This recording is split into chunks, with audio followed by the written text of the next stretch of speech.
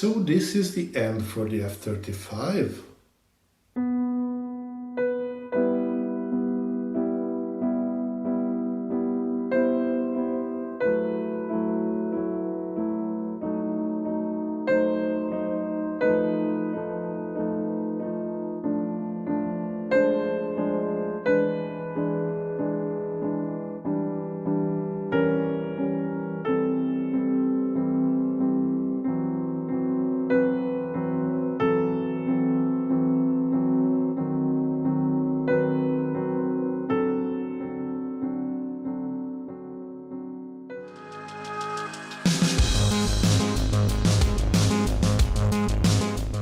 So welcome to a new video. I am very sorry for the production value of this video, but I am in the middle of a relocation. I am in the middle of a pandemic. I am in the middle of a pretty much painful strain on my back, but I thought this definitely deserved to be covered.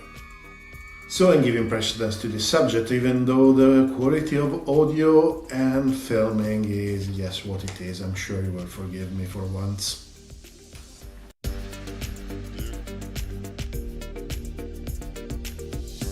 So General Charles Brown Jr., who is the Chief of Staff of the United States Air Force, in an interview a few days ago declared that he has given mandate to produce a new study, in which the mix of the vehicles and planes for the Air Force is going to be revisited, reanalyzed, and the view is to make a proposal, and the core of the proposal is that the F-16, or most of the F-16 fleet at least, should be replaced not with the F-35 but with the new fourth generation plus or 5 minus generation fighter.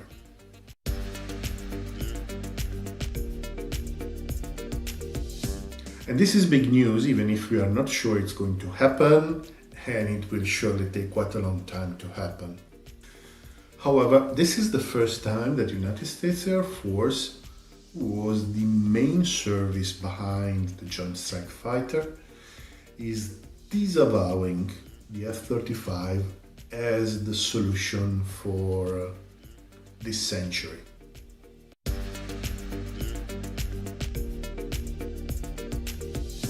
So what is the rationale behind General Brown's announcement? Well, he actually mentioned a few reasons, to be honest. Apparently, there is no way to build enough F-35s to cope with the progressive aging of the fleet of F-16s. So if there's no replacement, it is quite likely that there will be a relatively large hole in the fleet of fighters of the United States Air Force in the near future. So one logical solution would be actually buying more F-16. I mean, the F-16 is still being built under the F-21 moniker. At the end of the day, the Air Force is actually buying about 100 F-15EX just with the same justification. The fleet of the F-15s is becoming old and they actually need a replacement before they are replaced by anything else.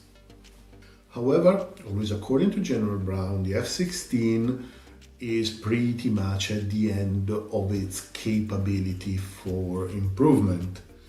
So his preference and the hypothesis they're working on is to start as a clean slate to build a 4++ generation fighter.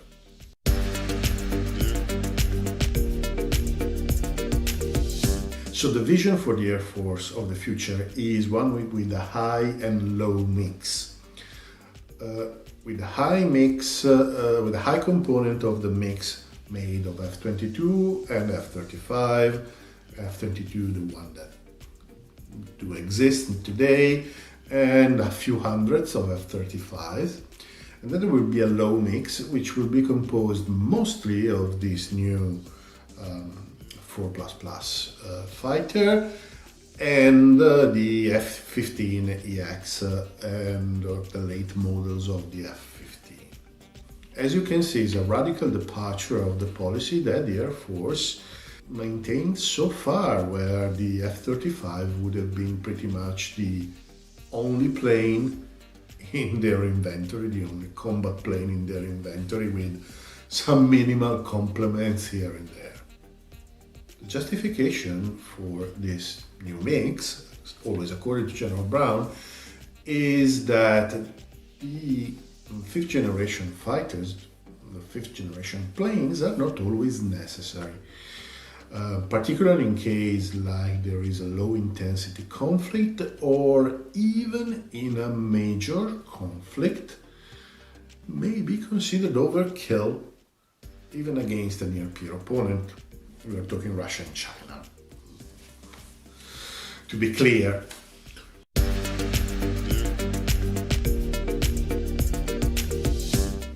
So how do we take this? Is this the admission that the F-35 has failed? Well, up to a point I would be tempted to say yes, it probably is. This is probably the admission that the F-35 was a program that was too complicated. It was a program that it was terribly expensive, even if the unit cost for a single plane has gone down. Mind, I'm not saying that the F-35 is not a capable platform. It's the opposite. It is a very capable platform. It is at the top of the food chain now, and it will be for a few years, for sure. But it plane built like that has inherently two problems. And I'm not talking problems connected with costs, even if the cost of the program was astronomical, but it was basically building 3 different planes at the same time. So yeah, that's some sort of justified. And it's not connected with the cost of the single unit and the armament that is actually required to make the single unit effective. The cost of the single unit has gone down.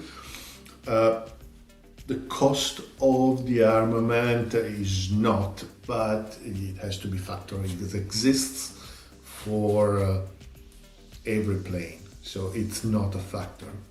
But there are 2 factors that the plane like the F-35 or the F-22, for what matters, have to consider.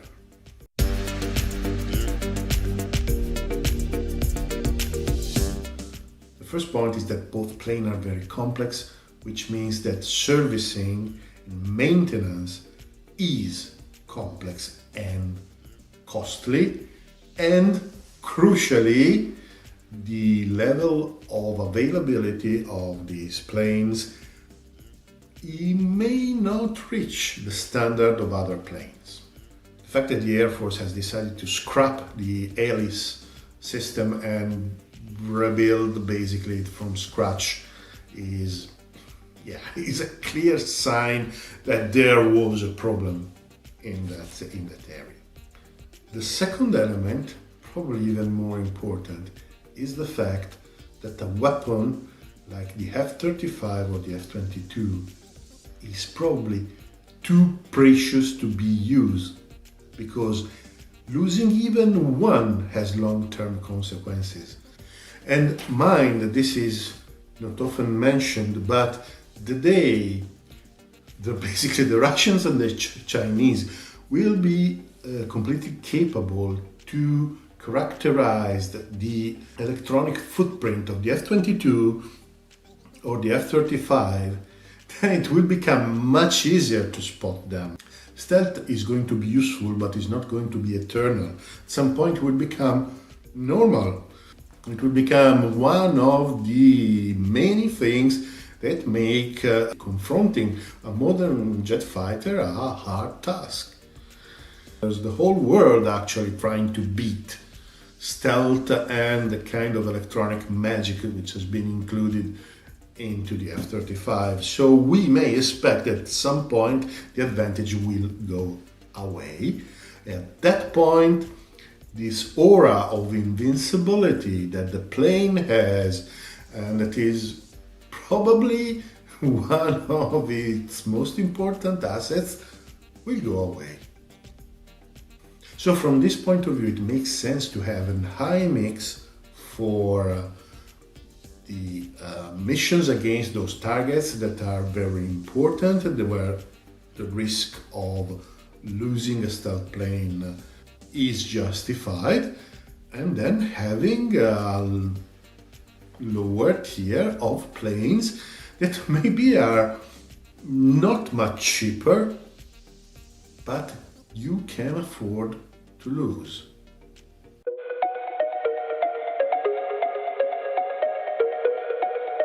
Okay, if we accept that this is what's going to happen, then there are some considerations that we need to do, and I still don't have the answers to the questions that I'm going to formulate now. So question number one, what's going to happen to the international partners? There are several international partners. They are going to buy, at least the plan is, that they will be buying a significant fraction of all the F-35s being built. What are they going to do? Countries like Italy, Great Britain, Japan, Korea, they have sort of married the original idea around the F-35. So what they will do today, they will keep buying the F-35 or they will change tack and go somewhere else. Well, for the European countries it would be quite easy. The Eurofighter, the Rafale and the Gripen are already there, just buy more. However, for other countries it may be more difficult, and since the overall numbers of the F-35 will be greatly reduced, unit price for the plane will go up, and probably quite a lot. So will the international partners still be capable to afford those planes? Because something that they're buying is not something that they're building, so they will need to pay with hard cash. If I had to give you my impression, I believe that the F-35B won't be particularly affected because basically there is no alternative. On the Queen Elizabeth carriers, but even on the Italian carriers or other countries' carriers, you can just place the F-35B unless you want to build a completely new plane for short takeoff and vertical landing, which is probably not easy and is going to take quite a long time. Additionally, the Marines are in a hurry to replace their aging Hornets, so yeah, I believe that they will keep buying F-35Bs whatever happens.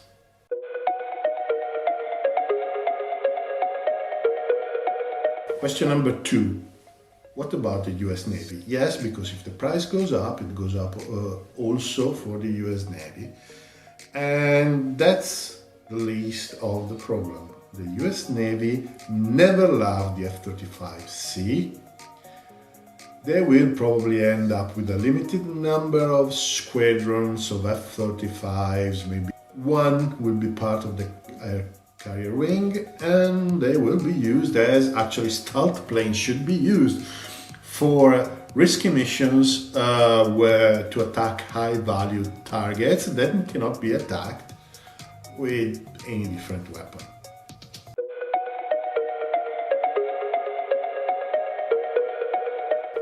Question number three.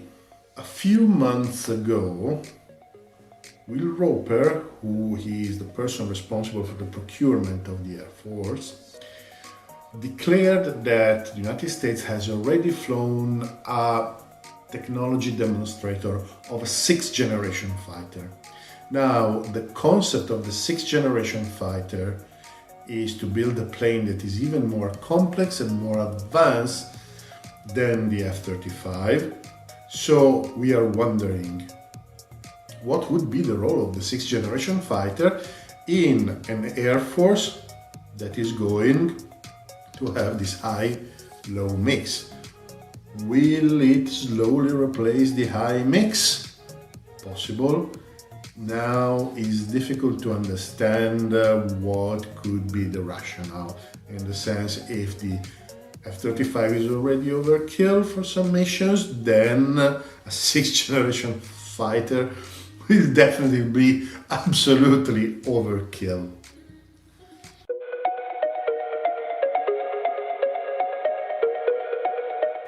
Question number 4. This 4++ new fighter that is expected to replace the F-16 is expected to be simpler, cheaper, maybe built using off-the-shelf components, and it should be relatively quick to design, but still I can't believe it could be in service before 10 years. And this would be probably even rushing the project. And it would be quite difficult to convince the American defense contractor to build something simple and cheap. I remind you, the Joint Strike Fighter had to be cheap, simple, light in the same way, and it went full circle in being on the other side. What guarantees that even this new plane is not going to end up on the other side of the spectrum? Yeah, this is a problem that the Air Force will need to consider.